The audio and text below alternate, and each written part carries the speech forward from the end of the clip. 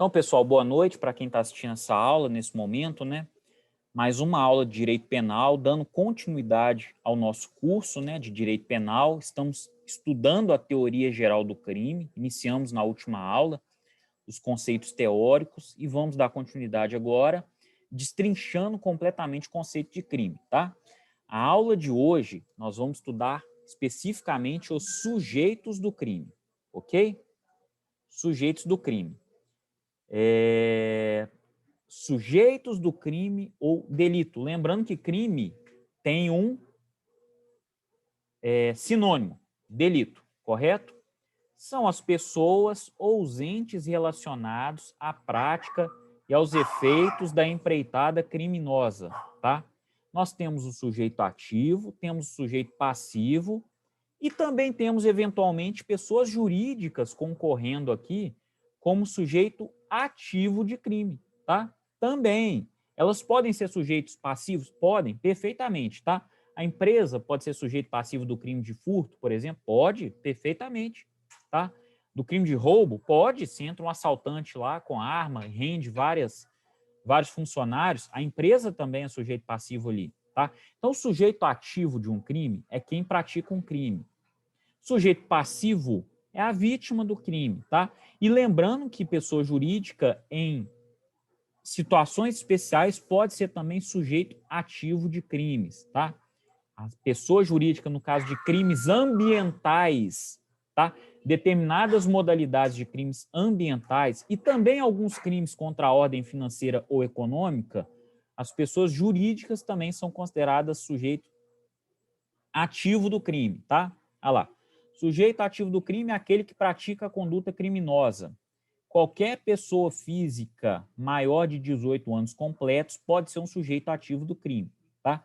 Qualquer pessoa física maior de 18 anos pode ser considerada sujeito ativo, do crime, perfeito? Ah lá, sujeito ativo do crime é aquele que pratica o fato descrito na norma penal incriminadora. Somente o homem pode delinquir, não podendo ser sujeitos ativos de crimes animais ou coisas. O macaco, por exemplo, não pode ser um sujeito ativo de um crime, né? Um macaco aí que subtrai... Isso aí, por incrível que pareça, eu estou falando aqui, mas não é mentira não, tá? Tem pessoas que preparam macacos para subtrair os bens, aqueles macaquinhos de circo, vão fazer gracinha na rua e tal. Faz a apresentação, o sujeito passa o chapeuzinho, né, recolhendo dinheiro, todo mundo acha muito bonitinho o macaquinho, e ainda esses macacos subtraem carteiras, joias, brincos, relógios, né? Isso existe, tá? A gente já viu isso em filmes, eu tenho certeza que vocês já viram, mas existe na vida real também. O macaco é sujeito ativo do crime? Claro que não, tá? O homem que treinou esse macaco e, né, permitiu com que ele praticasse essas condutas, ele é o sujeito ativo do crime. O macaco é só um instrumento utilizado pelo homem. Macaco ou coisa nunca é sujeito ativo de crime. Empresas podem ser, pessoas jurídicas podem ser sujeitos ativos de crime? Sim, em situações especiais, volto a repetir, né? Crimes ambientais ou crimes financeiros e crimes contra a ordem econômica, isso por disposição constitucional, tá? É a Constituição que informa. Se ela não tivesse informado, nem empresa faria parte. Eventuais modalidades criminosas aí praticadas por empresas, além dessas que eu falei, só se uma emenda constitucional permitir, tá? Antes de qualquer emenda constitucional permitindo, não teremos empresa aqui como sujeito ativo de crime, tá? Terminologia, então, para o Código Penal, né, a gente chama o sujeito ativo do crime de agente, tá? O Código Penal fala agente. Então, o agente que praticou o crime, né, ele é o sujeito ativo. O inquérito policial, a gente usa a palavra indiciado na fase de inquérito, ou até mesmo investigado também, né? Durante o processo, a gente fala acusado, denunciado, se já existiu uma denúncia, obviamente, ou o próprio réu, principalmente no tribunal do júri, né? A gente usa muito o termo réu, né? Aquele que sofreu uma sentença condenatória, a gente fala o sentenciado, ou até mesmo o condenado, né? E durante a execução da pena privativa de liberdade, a gente fala o preso, o recluso, o detento, ou até mesmo o reeducando, né? Porque reeducando, ele está sendo, em tese, reeducado para ser inserido novamente à sociedade, né? Sob o ponto de vista biopsíquico, a gente menciona as palavras criminoso ou delinquente, quando a gente vai lá na criminologia. Tá joia? Capacidade especial do sujeito ativo, pessoal, no crime comum, pode ser praticado por qualquer pessoa. Então, crimes comuns, homicídio, furto, roubo, são crimes comuns. Lesão corporal, qualquer pessoa pode praticar. Obviamente, lembrando, qualquer pessoa física maior de 18 anos. Por quê? 18 anos para baixo, pessoal, né? 18 anos incompletos, ou seja, 17 anos, 11 meses e 29 dias, o sujeito é inimputável, não responde de acordo com o Código Penal, mas sim de acordo com o Estatuto da Criança e do Adolescente. Não recebe pena, recebe medida socioeducativa, tá? E os crimes próprios, pessoal? O crime próprio exige uma determinada posição jurídica ou de fato do agente, né? Uma capacidade especial do sujeito ativo. Por exemplo, o peculato. O peculato exige uma condição especial do sujeito ativo, que ele seja um funcionário público. Quem não é funcionário público não pratica peculato. Autoaborto. Autoaborto é quem? É o aborto provocado pela própria gestante. Exige-se que o sujeito ativo do crime seja, obviamente, a própria gestante. Como é que uma pessoa que não é gestante vai praticar um autoaborto? Né, que está lá no artigo 124 do Código Penal. Né? A concussão, pessoal, a concussão também tem que ser praticada por funcionário público. O conceito de funcionário público é bem amplo, está lá no artigo 327 do Código Penal. Para quem tem curiosidade, basta abrir o código, tá? E o raio da pessoa jurídica, né, que a gente mencionou, lá. Em regra, pessoa jurídica não é sujeito ativo de crime, tá? Em regra, não, mas temos exceções. Crimes ambientais, artigo 225, parágrafo 3º da Constituição Federal. Olha a redação. As condutas e atividades consideradas lesivas ao meio ambiente sujeitarão os infratores, pessoas físicas ou jurídicas, olha só, sujeitarão os infratores, pessoas físicas ou jurídicas, a sanções penais e administrativas, independentemente da obrigação de reparar os danos causados. A própria Constituição abriu margem para que pessoas jurídicas também recebam sanções penais, além das sanções administrativas. Aliás, sanções administrativas e penais que podem ser imputadas a pessoas físicas e pessoas jurídicas, tá? E a lei dos crimes ambientais, a lei 9.605 de 95, no seu artigo 3º, ela regulamentou o artigo 225, parágrafo 3º da Constituição. Olha lá. As pessoas jurídicas serão responsabilizadas administrativa, civil e penalmente, conforme disposto nesta lei, nos casos em que a infração seja cometida por decisão de seu representante legal ou contratual ou de seu órgão colegiado no interesse ou benefício da entidade. Olha lá. Então, pessoal, olha só a redação do artigo 3º, hein? As pessoas jurídicas. Tem um artigo aqui na Lei de Crimes Ambientais somente para pessoas jurídicas.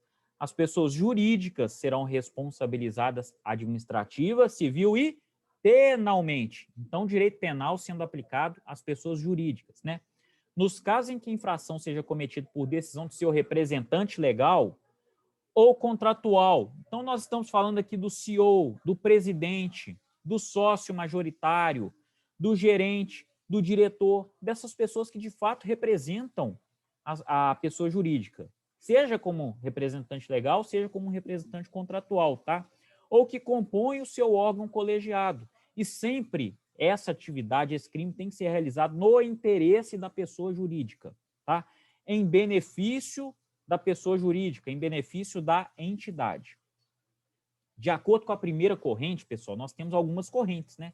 A primeira corrente fala que não existe pessoa jurídica atuando na qualidade de sujeito ativo do crime, tá? E a justificativa é a seguinte, ó, a Constituição Federal não previu a responsabilidade penal da pessoa jurídica, mas apenas sua responsabilidade administrativa. Essa corrente ela é minoritária, a redação é muito clara do parágrafo 3º. Os defensores dessa primeira corrente fazem a seguinte interpretação do parágrafo 3º do artigo 225 da Constituição. Os infratores, pessoas físicas, estão sujeitos a sanções penais. E os infratores, pessoas jurídicas, a sanção administrativa. Mas a lei, pessoal, claramente, ou melhor, não é nem a lei, a Constituição, ela não quis dizer isso. Tanto é que pessoas físicas sofrem sanções penais, mas também sofrem sanções administrativas. Então, essa primeira corrente, ela não prevalece, tá? Ah lá, continuidade. Assim, quando o dispositivo constitucional fala em sanções penais, ele está apenas referindo às pessoas físicas, né? Agora, olha só quem adota essa corrente. Miguel Reale Júnior, César Roberto Bittencourt, José Cretela Júnior, grandes doutrinadores, né, do nosso direito penal, se baseiam nessa corrente, mas ela é minoritária, tá? A segunda corrente fala, não, a ideia de responsabilidade da pessoa jurídica é incompatível com a teoria do crime adotada no Brasil. Olha lá. Essa é a posição majoritária na doutrina. E essa segunda corrente baseia-se na teoria da ficção jurídica de Savigny, segundo a qual as pessoas jurídicas são puras abstrações desprovidas de consciência e vontade. Em latim, a gente fala societas delinquere non potest, né? Então, a sociedade não pode delinquir, né? Traduzindo aqui para o português. Logo, as pessoas jurídicas são desprovidas de consciência, de vontade e finalidade. Portanto, não podem praticar conduta tipicamente humanas, como as condutas criminosas. As pessoas jurídicas não podem ser responsabilizadas criminalmente porque não têm capacidade de conduta. Elas não possuem dolo ou culpa, pessoal, e elas não agem com a culpabilidade. Não tem, portanto, imputabilidade nem potencial consciência da ilicitude. Quem adota essa corrente, essa segunda corrente, né, que também fala que a pessoa jurídica não pode ser sujeita ativo do crime? Pierangeli, Raul Zaffaroni, Luiz Regis Prado, Alberto Silva Franco, Tourinho Filho, Roberto Delmanto, Luiz Flávio Gomes e vários outros autores. Essa tese, ela é majoritária na doutrina. Eu falei em doutrina, não falei em jurisprudência, hein? Atenção. A segunda corrente, ela é majoritária na doutrina. A terceira corrente fala, sim, pessoas jurídicas podem sim serem responsabilizadas criminalmente. Olha lá. É possível a responsabilização penal da pessoa jurídica no caso de crimes ambientais, porque assim determinou o parágrafo 3º do artigo 225 da Constituição Federal. A norma é constitucional, tá? A pessoa jurídica, ela pode ser punida penalmente por crimes ambientais, ainda que não haja responsabilização de pessoas físicas. Inclusive, esse é o novo posicionamento do STF, tá? O parágrafo 3º do artigo 225 da Constituição não exige, para que haja responsabilidade penal da pessoa jurídica, que as pessoas físicas também sejam denunciadas, né, de forma obrigatória. Essa corrente é defendida, dentre outros, por Vladimir e Gilberto Passos de Freitas, tá? E é também um entendimento majoritário no STF. Então, de acordo com o STF, tá? A pessoa jurídica pode sim ser responsabilizada, perfeito? E temos também uma quarta corrente que também fala que a pessoa jurídica pode ser sujeito ativo do crime, né? É possível a responsabilização penal da pessoa jurídica desde que em conjunto com uma pessoa física. Esse era o entendimento do STJ. Não é mais. O entendimento do STJ acompanha atualmente o entendimento do STF, que a gente acabou de ver na terceira corrente, tá? O STJ possuía o entendimento de que seria possível a responsabilidade penal da pessoa jurídica em crimes ambientais, desde que houvesse a imputação simultânea do ente moral e da pessoa natural que atua em seu nome ou em seu benefício. Então, a posição antiga do STJ e também do STF era que a pessoa jurídica pode responder criminalmente em caso de crimes ambientais, sim, desde que a pessoa física que cometeu a conduta também seja responsabilizada penalmente. Então, se a gente não descobre quem é o diretor que praticou o crime, a pessoa jurídica ficava isenta. Não é mais o posicionamento do STJ e nem do STF, tá? O Ministério Público não poderia formular uma denúncia apenas contra a pessoa jurídica. Ela precisava obrigatoriamente identificar e apontar quais são as pessoas físicas que atuaram em nome da pessoa jurídica e participaram eventualmente, né, do delito, tá? Caso contrário, a denúncia não seria recebida. Inclusive, esse é o entendimento do recurso especial número 610114 do Rio Grande do Norte. Não é mais o posicionamento do STF nem do STJ, tá? Acompanhamos agora a terceira corrente, ela que prevalece. Olha lá. Conclusão disso tudo, né? No Brasil, existe a responsabilidade penal das pessoas jurídicas por crimes ambientais, tá? Sim.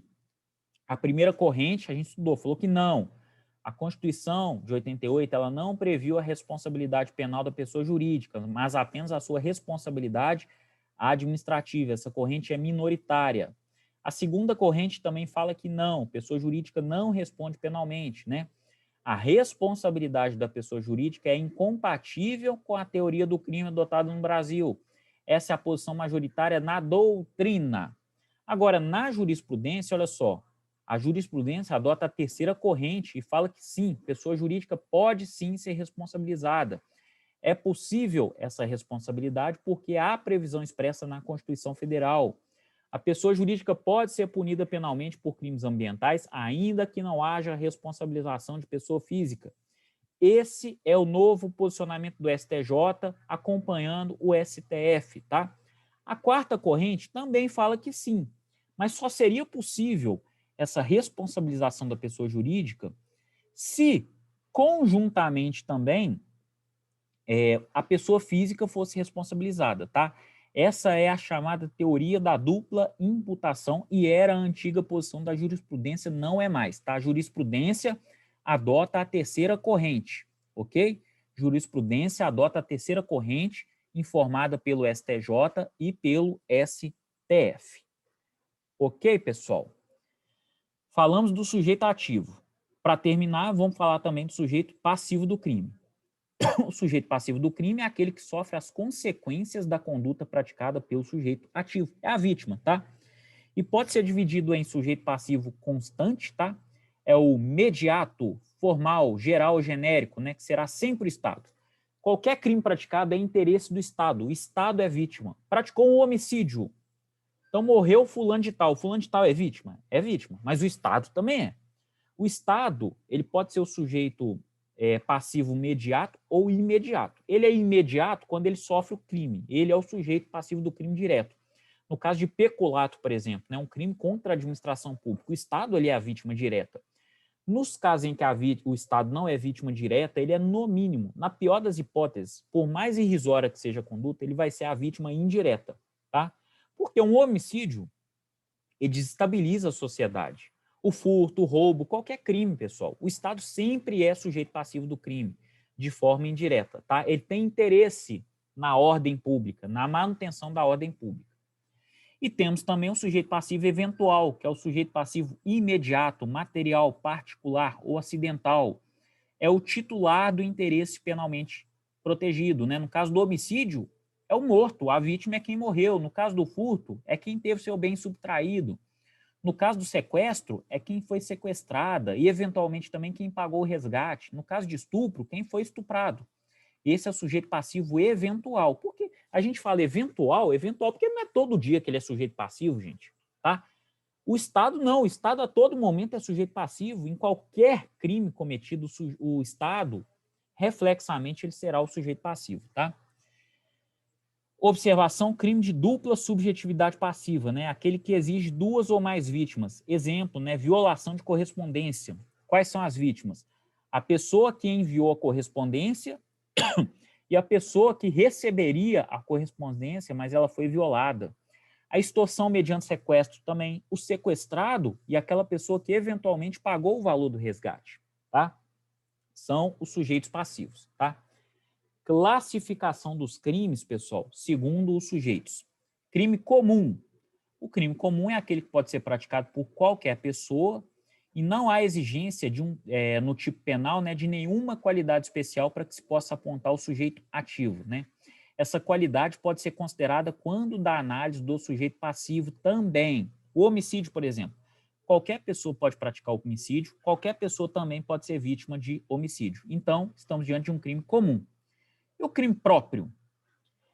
A gente entende o crime comum quando a gente vê, né, quando a gente estuda o crime próprio e o crime de mão própria. O que não é crime próprio, o crime de mão própria, é crime comum. Mas, via de regra, é crime comum. Pode ser praticado por qualquer pessoa.